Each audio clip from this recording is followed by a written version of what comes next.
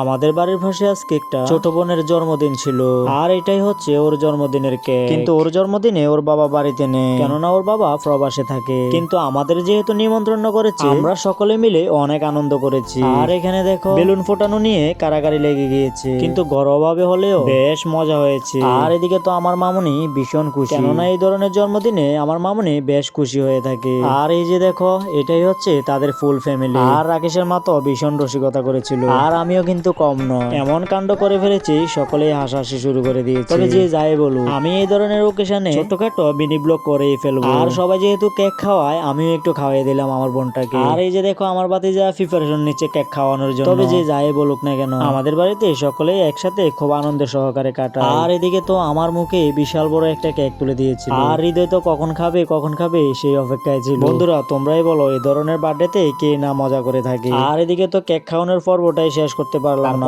তাদের একটা family picture নিয়ে বার্থডে শেষ করে দিলাম। আর কিছুক্ষণ পরে দেখি এখানে আবার খাওয়া দাওয়ার আয়োজনও করেছে। যাক, আমারও বেশ খিদা লেগেছে। তারপর আমরা খেয়ে দিয়ে বাড়িতে চলে আসি।